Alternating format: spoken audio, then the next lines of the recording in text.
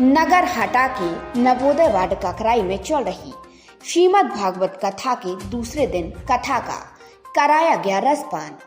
हटा नवोदय वार्ड ककराई में 10 नवंबर से शुरू हुई श्रीमद् भागवत कथा के दूसरे दिन आज कथाकार पूज्य श्री गिरधारी शरण शास्त्री ने श्रीमद् भागवत कथा का संक्षिप्त में श्रोताओं को सार बताया। कथाकार ने अपनी अमृतमयी वाणी से कथा का वाचन शुरू करते हुए कहा कि भागवत अवरोध मिटाने वाली उत्तम अवसाद है। भागवत का आश्रय करने वाला कोई भी दुखी नहीं होता। भगवान शिव ने सुखदेव बनकर सारे संसार को भागवत सुनाई है।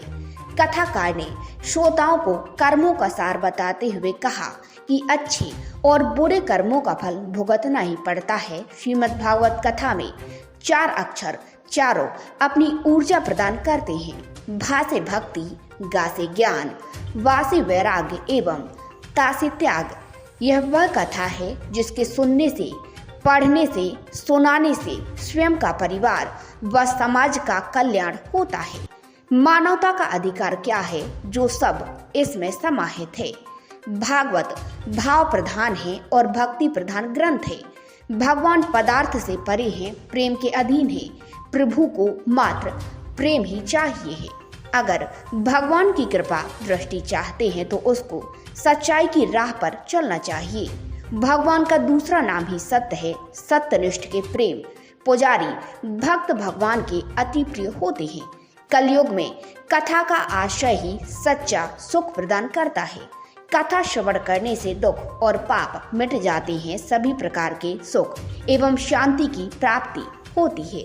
भगवान कलयुग का अमृत है और सभी दुखों की एक ही औषधि भागवत कथा है।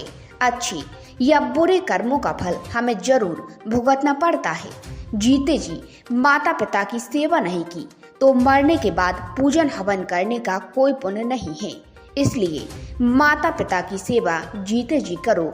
जैसा व्यवहार माता पिता के साथ करोगे वैसा ही व्यवहार आपकी संतान आपके साथ करेगी। मुख्य यजमान अनीता राजकुमार साहू के साथ भारी संख्या में श्रद्धालुओं ने भागवत कथा का श्रवण किया।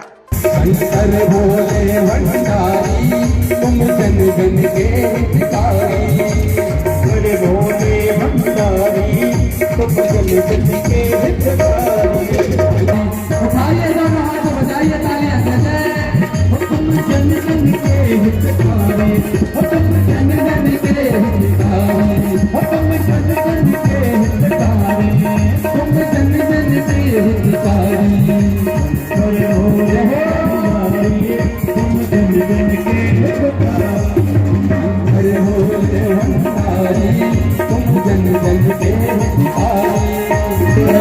तेरी आरती मैं बसाकर तेरी मूर्ति उतारो मैं गिरधर तेरी आरती। तेरी आरती हाँ तेरी आरती तेरी आरती।